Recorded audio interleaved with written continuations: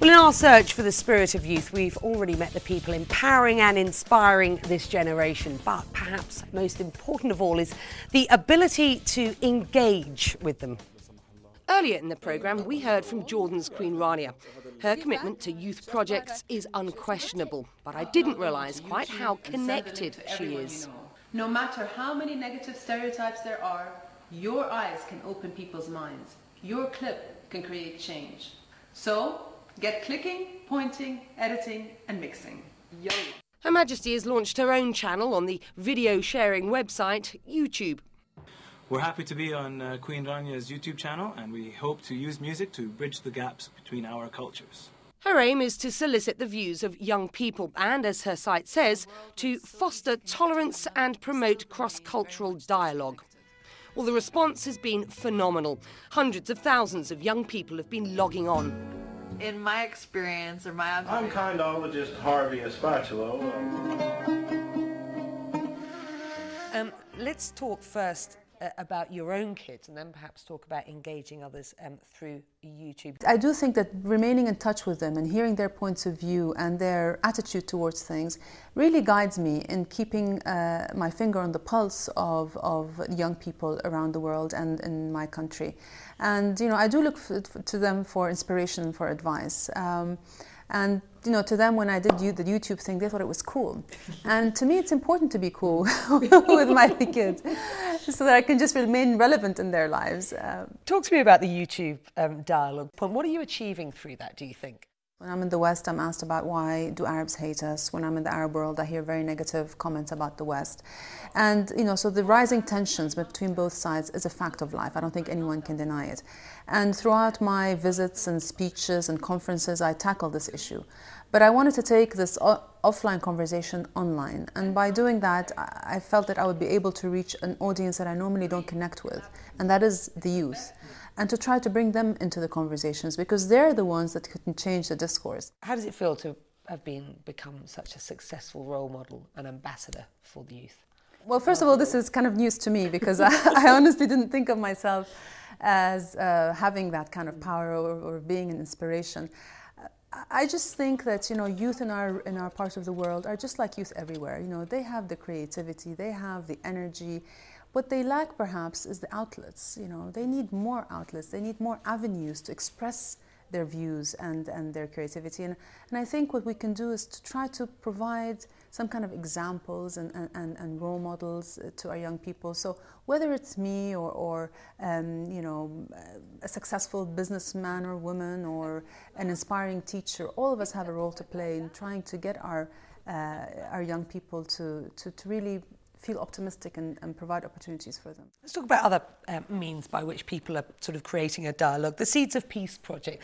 How would you describe a project like that's merits within the sort of kernel of youth, as it were? I think that a project like Seeds of Peace is trying to do that, trying to bring down the mental barriers that we have sometimes towards people that are different from ourselves, whether they come from a different religion or a different ethnic background or a different country altogether. We joined volunteers from Seeds of Peace, the organisation that Queen Rania was referring to, at a camp in Maine. For most of the world, Noam, a young Jewish man from Israel, and Shadi, a young Arab from Jerusalem, could never be friends. An opinion formed by images like these.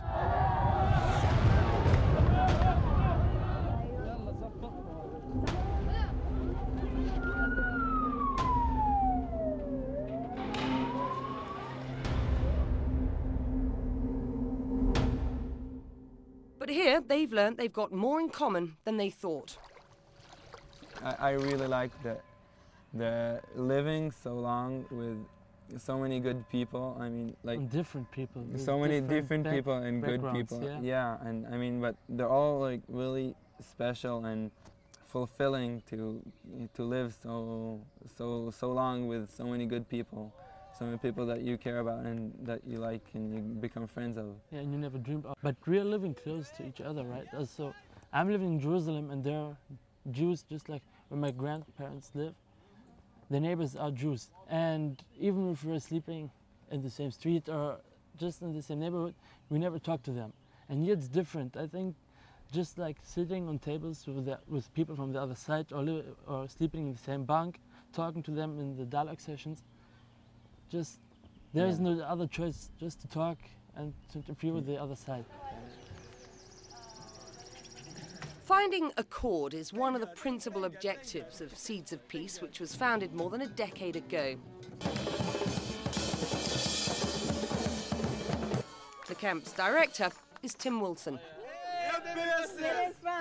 When people learn to listen to each other and not just talk and run their mouths, a lot of things get done. This isn't just about Seeds of Peace. This is a way of life if these kids begin to emulate and then mentor other people that they're around. Because when they learn how to do that, they have a life skill. It's a skill set they can use for the rest of their lives. Back in Jordan, I met up with graduates of the program. They're known as Seeds. And once you get there, you're preparing yourself, oh, now I have a battle to do and I have to prove myself right and so on. And then actually during the dialogue sessions we have, your point of view starts to change. You start to perceive things from a different perspective, from a totally different perspective. We met at a cafe in Amman and I asked what drives and inspires them, what they're interested in and what their dream future might look like.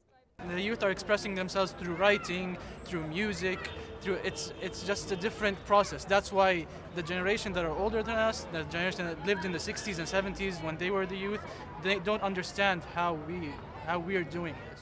I still think more or less the same way, but what has changed is that now I have some understanding of the way others think and I can accept it and tolerate it.